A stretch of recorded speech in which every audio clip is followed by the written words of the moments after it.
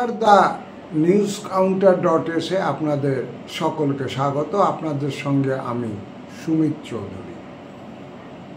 বাংলার রাজনীতি এখন এমন একটা মোড়ে এসে দাঁড়িয়েছে যেখানে শুভেন্দু অধিকারীর মতো যদি রাজনৈতিক শত্রু থাকে তাহলে বন্ধুর আর আলাদা করে দরকার পড়বে না। কারণটা হচ্ছে এই যে শুভেন্দু অধিকারীরা যে হিন্দুত্বের রাজনীতি করছেন বা যে হিন্দুত্বের রাজনীতিতে ভর দিয়ে এগোনোর চেষ্টা করছেন, তাতে আর কিছু হোক বা না হোক আগামী 2026-এ মমতা বন্দ্যোপাধ্যায়ের ফেরত আসার সম্ভাবনাটাকে আরও উজ্জ্বলতর করে তুলছেন মাত্র। আমি আপনাদের সঙ্গে আগেও যখন প্রতিবেদন পেশ করেছি, আমি অনেক বিশ্লেষকের সঙ্গে ভিন্নমত হয়ে একটা কথা বলেছিলাম। অনেকে বলছেন যে 2026-এর নির্বাচনী যা বিধিলিপি তা ইতিমধ্যেই নির্ধারিত হয়ে গিয়েছে। মমতা বন্দ্যোপাধ্যায়ের টিএমসি আরও একবার মা মাটি মানুষের সরকার গঠন করতে চলেছে। আমার বিশ্লেষণ ছিল যে হ্যাঁ, এটা একটা সম্ভাবনা নিশ্চয়ই, এখন অবধি যা বিদ্যমান বিভিন্ন ভার্টিক্যালস। কিন্তু পাশাপাশি আমি নির্দিষ্ট তথ্যের উপর দাঁড়িয়ে বলেছিলাম, আমার অন্তত মনে হচ্ছে না 2026-এর লড়াইটা এত সহজ, এবং উইথ অল প্রবাবল ভার্টিক্যালস 2021-এর থেকে 2026-এর নির্বাচনী লড়াই শক্ত হতে চলেছে। আমাদের শেষতম যে লোকসভা নির্বাচন হয়েছে 2024-এ, তার বিধানসভার ক্ষেত্র ধরে ধরে যে ফলাফল সামনে এসেছে, সেখানে দাঁড়িয়ে আমি বলেছিলাম বিরোধীরা যদি 148টা আসন সম্মিলিতভাবে দখল করে নিতে পারে, তাহলে তৃণমূল কংগ্রেস, যাকে আপাতত বিপুলভাবে অপরাজেয় মনে হচ্ছে, তার পক্ষে সরকার গঠন করা অসুবিধাজনক হয়ে দাঁড়াবে। এবার তো বলতে পারেন যে আপনি কোন অঙ্কের ভিত্তিতে বলছেন যে বিরোধীরা 148-এ পৌঁছে যাবে বা বিরোধী জোটের কাছে 148টা আসন থাকবে। সেই অঙ্কের প্রথম যে ধাপ, সেখানে আমি দেখিয়েছিলাম 2024-এর লোকসভা নির্বাচনে 90টা আসনে বিজেপি এগিয়ে আছে, 12টা আসনে এগিয়ে আছে বাম এবং কংগ্রেস জোট। অর্থাৎ মোট 102টো বিধানসভা অধিক্ষেত্রে বিরোধীরা এগিয়ে রয়েছে। অর্থাৎ আর 46টা আসন যদি বিরোধীরা তৃণমূল কংগ্রেসকে ওভারটেক করতে পারে, তাহলে পারে এই তৃণমূল কংগ্রেসের যেটা আপাতত নিশ্চিতভাবে ধরে নেওয়া হচ্ছে, সেই নিশ্চয়তাটা কিন্তু অনিশ্চয়তাটার দিকে চলে যাবে। স্বাভাবিকভাবে এবার প্রশ্ন, যেটা দ্বিতীয় ধাপ, কোন যুক্তির ভিত্তিতে আপনার মনে হচ্ছে যে এই 46টা আসন তৃণমূল কংগ্রেসের কাছ থেকে বার করে আনা খুব একটা বেশি অসম্ভব কিছু নয়? এখানে আমি দুটো জিনিস মনে করাবো। তৃণমূল কংগ্রেস যে সমস্ত আসন জিতেছিল 2024-এর বিধানসভার হিসেব ধরে যদি আমি বলি, তাহলে অন্তত 50টা আসন যে আছে যেখানে জয়ের ব্যবধান 10,000 বা তার নিচে, নিচে বলতে 600, 700, 750 ব্যবধানের আসনও রয়েছে। এখন বিষয়টা হচ্ছে, আমাদের এখানকার বিধানসভাগুলোর যা ভোটারের বিন্যাস, সংখ্যার যে ভলিউম, তাতে 2.5 লাখ 3 লাখ এক একটা বিধানসভা কেন্দ্রে ভোট রয়েছে। এখানে 2.5 লাখ 3 লাখ ভোট যেখানে রয়েছে, সেখানে ভগ্নাংশ ফ্র্যাকশনের কিন্তু যদি সুইচ হয় ভোট, পুরো শতকও লাগবে না, তাহলে পারেও কিন্তু এই 5,000, 6,000, 7,000 বা 10,000 ভোটের মার্জিন ঘুরে যেতে পারে। আর ব্যতিক্রমী সুইং হলে আলাদা কথা, যেটা সাগরদিঘির উপনির্বাচনে হয়েছিল। 50,000 ভোটের ব্যবধানকে, 80,000 ভোটের ব্যবধানকে টপকে কংগ্রেসের প্রার্থী 50,000 ব্যবধানে উপনির্বাচনে জয়ী হয়েছিলেন। সেটা আমি বিরলের মধ্যে বিরলতম ঘটনা বলেই ধরে নিলাম। কিন্তু 50টা আসন অন্তত রয়েছে যেখানে ভোটের জেতার মার্জিন 10,000 বা তার কম। আমি বিজয়ী তৃণমূলের কথা বলছি। দ্বিতীয় যে বিষয়টা আরও রাজনৈতিক সামাজিক বিচারে গুরুত্বপূর্ণ, এবং আমার আজকে শুভেন্দুর কাজ কারবার নিয়ে যেখানে বক্তব্য, সেটা হচ্ছে আমাদের, এটা সবাই জানে, এটা জানার জন্য কোনো গবেষক, বিশ্লেষক, ভাষ্যকার কিচ্ছু হওয়ার দরকার নেই। মুসলিম প্রধান আসনগুলোতে তৃণমূল এখানে বেশি জেতে। কীরকম বেশি জেতে? 74টা আসন আছে আমাদের রাজ্য বিধানসভায় যেখানে মুসলিম ভোটারের সংখ্যা 40 থেকে 90%। আপনারা বুঝতেই পারছেন বেশ কিছু আসন রয়েছে যেখানে ঘন সন্নিবিষ্ট সংখ্যালঘুদের বাস রয়েছে।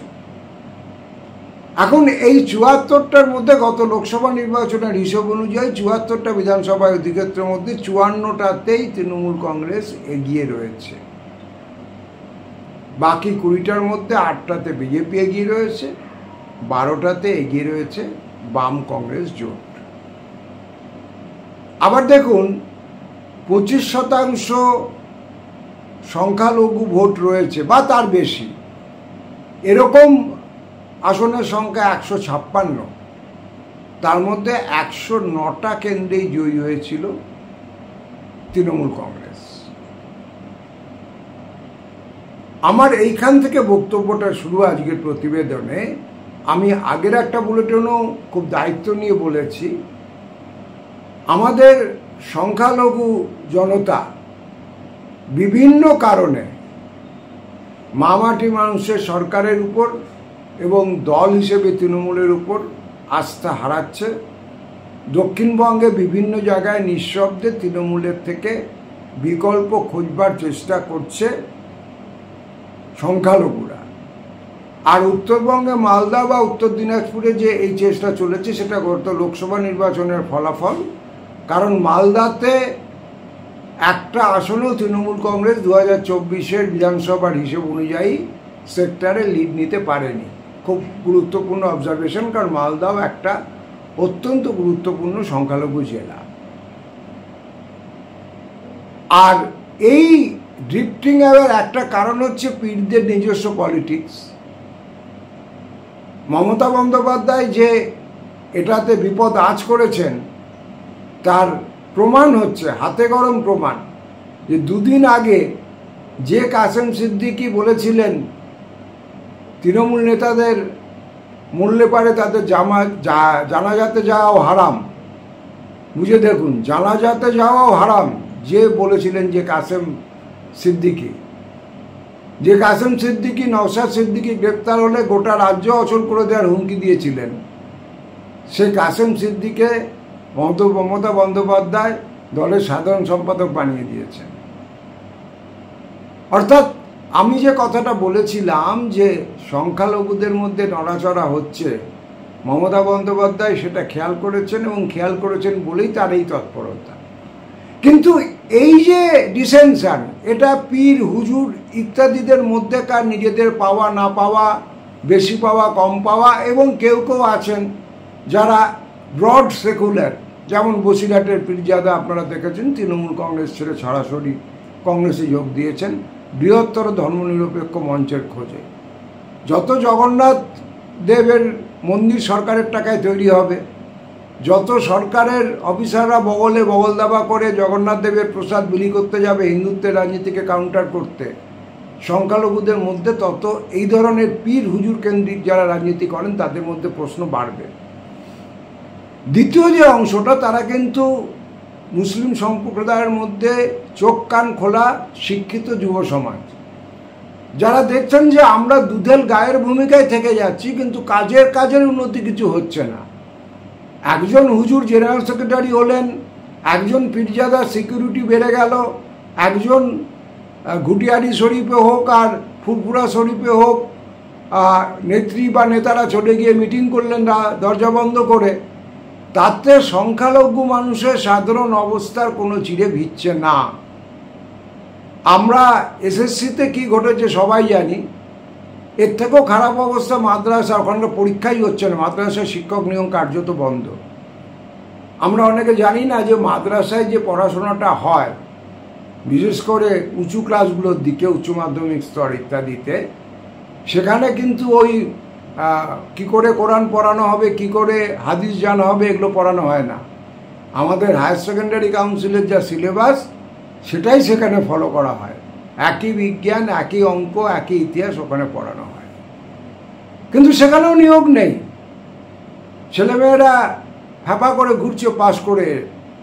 ওই একমাত্র যারা খরাজি মাদ্রাসায় পড়াশোনা কিছু করে নামাজ টামাজ শেখানোর কাজ করেছে, তারা কিছুটা দিন গুজরান করার সুযোগ পাচ্ছে। সরকারি চাকরিতে মুসলিম জনসংখ্যার অনুপাতে মুসলমানদের শতাংশের হার আপনারা দেখলে বুঝতে পারবেন। আর যারা বলেন যে আমাদের এখানে সংখ্যালঘুদের মাথায় করে রাখা হচ্ছে, তেল দেওয়া হচ্ছে, তারা দয়া করে বাংলাদেশে হিন্দু জনসংখ্যার হার আর ওখানকার সরকারি প্রশাসনে কতজন, কত শতাংশ হিন্দু কাজ করেন, জনকে দিয়ে বিচার করে লাভ নেই, পার্সেন্টেজ দেখতে হবে। তাহলে পরে আপনারা বুঝতে পারবেন যে অবস্থাটা কোথায়। হিন্দুরা বাংলাদেশে খুব ভালো আছে আমি বলছি না, কিন্তু এতৎ সত্ত্বেও ওখানে হিন্দুদের উপস্থিতি প্রশাসনে, এখানে মুসলমান সংখ্যালঘুদের উপস্থিতি, তফাৎটা আপনারা নিজেরাই বুঝতে পারবেন। কিন্তু এই যে drifting away of the minorities from Trinamool fold, এই প্রক্রিয়াটা যখন যখন কিছুটা চালু হওয়ার দিকে এগিয়েছে, তখন তখনই তৃণমূল কংগ্রেসের ত্রাণকর্তার ভূমিকায় শুভেন্দু অধিকারী খোলকর্তাল নিয়ে এসে লাফালাফি শুরু করে দিয়েছেন। ফলে যেটা হয়েছে, যে সংখ্যালঘুরা ঝুঁকি নিয়ে বিকল্প খুঁজছেন, তারা বারবার থমকে যাচ্ছেন, শঙ্কিত হচ্ছেন যে এইটা কোন রাজনীতি শুভেন্দুরা নিয়ে আসবেন তাহলে শেষ পর্যন্ত। এবং এই প্রক্রিয়া শামশেরগঞ্জে চালু আছে। শামশেরগঞ্জে কারা দাঙ্গা করেছিলেন, কারা কারা যুক্ত ছিল, দুটো বিপরীত শিবিরের রামধনু নেতারা কিভাবে রাতের অন্ধকারে হোটেলে মিটিং করেছিলেন, সেসব খোঁজ আমরা রাখি। নিউ টাউনে কী ঘটেছিল সেটাও আমরা জানি, আর আজকের মহেশতলায় কি ঘটেছে সেটাও আমরা জানি। কেউ যদি শ্রীরামচন্দ্রকে আরাধ্য মনে করে সে বলবে, অসুবিধে তো কিছু নেই।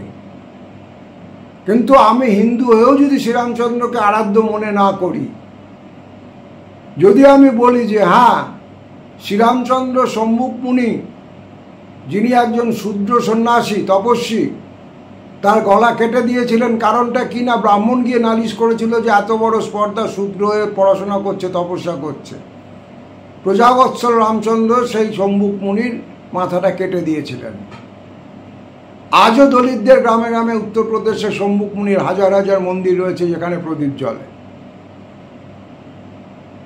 অথচ এই যে হিন্দুত্ববাদী রাজনীতি, কোথাও রুটি রুজি মাকান কোনো নাম নিশান নেই, কেবলমাত্র নিদ্রিত হিন্দুর কাঁচা ঘুম ভাঙানোর জন্য তাদের যাবতীয় লাফালাফি। এর ফলে যেটা হচ্ছে, ভোটের রাজনীতিতে মমতার যেটা অ্যাডভান্টেজ, যারা মুক্ত পরিসরে ভাবার চেষ্টা করছে, যে সংখ্যালঘু মায়েরা উত্তর দিনাজপুরে কংগ্রেস প্রার্থীকে কোনো সংখ্যালঘু পকেটে লিড দেওয়ার সাহস দেখিয়েছে, যে সংখ্যালঘু ভাইরা মুর্শিদাবাদের মতো জেলায়, যেখানে লোকসভায় কোনো আসন জোটেনি, তাও 5টা বিধানসভা কেন্দ্রে লিড দিয়েছে, মালদাতে 6টা কেন্দ্রে জোট প্রার্থীদের লিড দিয়েছে, তারা তো ঝুঁকি নিয়ে দিয়েছে। শাসক দল থেকে, রাজ্যের শাসক দল থেকে সরে গিয়ে বিকল্প গণতান্ত্রিক শক্তিকে খোঁজার চেষ্টা করেছে। তো এই চেষ্টা যখন ছড়াচ্ছে, আরও প্রসারিত হচ্ছে, গোড়ামি থেকে বেরিয়ে এসে যখন তারা ভাবছেন যে বিকল্প কি হতে পারে, তখন এক একটা করে ঘটনা ঘটানো হচ্ছে, কখনো শামশেরগঞ্জ, কখনো মহেশতলা। উদ্দেশ্য হচ্ছে একটাই, যে এই এন ম্যাসে সংখ্যালঘু ভোটের আসন যাতে মমতা দেবীর আঁচলের নিচে থাকে। আর শুভেন্দু অধিকারী ভালো করেই জানেন হিন্দুত্বের স্লোগান তুলে উত্তরপ্রদেশে কি ঘটেছে গত লোকসভা নির্বাচনে, গোবলয়ের একদম প্রাণকেন্দ্র। সমাজবাদী পার্টি জোটে থেকেও একা পেয়েছে 37টা আসন, সেখানে বিজেপি পেয়েছে লোকসভায় 32টা আসন। অযোধ্যার রাম মন্দিরের 50 কিলোমিটার ব্যাসার্ধের মধ্যে একটা আসনও এগোতে পারেনি বিজেপি। সেখানে পশ্চিমবঙ্গ, যেটা শ্রীচৈতন্যের মাটি, যেটা লালনের মাটি, সেখানে শুধুমাত্র হিন্দুত্বের স্লোগান তুলে বাকি সমস্ত ভোট, যেটা শুভেন্দুরা বুঝিয়েছেন কেন্দ্রীয় নেতৃত্বকে, যে সংখ্যালঘু ভোট পুরোটা আমরা মমতাকে ছেড়ে দিয়ে অসুবিধে নেই, কিন্তু বাকি সব হিন্দু ভোট আমরা এক কাট্টা করে নেব। কোনো সন্দেহ নেই যে আগামী 2026-এর নির্বাচনে বিজেপি হিন্দুদের ভোট তুলনামূলকভাবে বেশি পাবে, কিন্তু সেটা উইনিং কম্বিনেশনে শুভেন্দু অধিকারীদের পৌঁছে দেবে, এটা ভাববার কোনো কারণ নেই। ফলে শুভেন্দু অধিকারীরা যে উগ্র হিন্দুত্বের রাজনীতি করছেন, আমার নিজের বিশ্লেষণ অনুযায়ী সেটা আলটিমেটলি মমতা বন্দ্যোপাধ্যায়কে সাহায্য করছে ক্ষমতার আর একবার তার লাইসেন্স রিনিউ করবার জন্য। আমি যে কথাগুলো বললাম প্রত্যেকটি তথ্যের উপর দাঁড়িয়ে বলেছি। হিন্দুত্বের রাজনীতিকে নিয়ে যেভাবে প্রমোট করার চেষ্টা চলছে, সেটা বাংলার মাটিতে কতদিন চলবে, বাংলার সংস্কৃতির জন্য কতদিন খাপ খাবে, সেটাও আমি জানি না। কারণ এই রাজনীতিটার মুশকিলটা হচ্ছে যে প্রতিটি নিশান এবং ইমানের সঙ্গে জড়িয়ে থাকে। মহেশতলায় যে গণ্ডগোল হয়েছে তার একটা ছবি দেখলাম ভাইরাল হচ্ছে হিন্দুত্বের শিবির থেকে, ভাইরাল করা হচ্ছে, যে সেখানে নাকি হিন্দুদের তুলসী মঞ্চ উপরে ফেলা হয়েছে। তো তুলসী মঞ্চের ছবিটা আমি দেখলাম, সেই তুলসী মঞ্চের গায়ে স্বস্তিকা চিহ্ন আঁকা। বাংলার সংস্কৃতিতে তুলসী মঞ্চে স্বস্তিকার চিহ্ন আঁকা থাকে, এটা আমার অন্তত জানা নেই। তারপর আরও মজার ব্যাপার, স্বস্তিকা চিহ্ন এমন একটা জায়গায় আঁকা যেখানে বাংলার তুলসী মঞ্চ, বাংলার তুলসী প্রদীপের যে কাল্ট, ওই জায়গাটাতে একটা ছোট কুলুঙ্গি করা থাকে যেখানে প্রদীপ দেয়া হয়, তুলসী তলায় বাতি বলতে যেটা বোঝায় সেটা বোঝানোর জন্য। সেই জায়গাটাতে দেখলাম ওই ভাইরাল হয়ে যাওয়া ছবিতে প্রদীপ দেওয়ার জায়গায় সেখানে আরএসএসের যে স্বস্তিকা চিহ্ন ব্যবহার করত সেইটা লাগিয়ে দিয়েছে। সুতরাং এই যে রাজনীতি, শুভেন্দু অধিকারীরা কলকাতা লাক্ষণিক করতে নিয়ে লাউড একটা পিচে গিয়ে পিচ করছেন, তাতে লাভের মধ্যে যেটা হবে, এই সংখ্যালঘু যে আসনের হিসেব আমি আমার প্রতিবেদনের প্রথম ভাগে বিশদভাবে আপনাদের দিয়েছি, আমি পুনরাবৃত্তি করছি না, সেটারই একটা রিপিট টেলিকাস্ট হবে এবং মমতা বন্দ্যোপাধ্যায় আর একবার ক্ষমতায় থেকে যাবেন। এবং এই জন্যই আমার বিশ্বাস যে রাজনৈতিক ক্ষেত্রে যদি শুভেন্দু অধিকারীর মতো শত্রু মমতা বন্দ্যোপাধ্যায়ের থেকে থাকে, তাহলে মমতা বন্দ্যোপাধ্যায়ের জন্য আর কোনো রাজনৈতিক মিত্রের দরকার নেই। TheNewsCounter.s এর প্রতিবেদন এখন এই পর্যন্ত। আপনাদের যদি আমাদের প্রতিবেদন ভালো লেগে থাকে অনুগ্রহ করে শেয়ার করবেন। যদি কারোর চ্যানেলটা সাবস্ক্রাইব করা না থাকে একটু আঙুল ছুঁয়ে সাবস্ক্রাইব করে দেবেন। সকলে খুব খুব ভালো থাকবার চেষ্টা করবেন এই খারাপ সময়ের মধ্যেও। দেখা হবে পরবর্তী প্রতিবেদনে।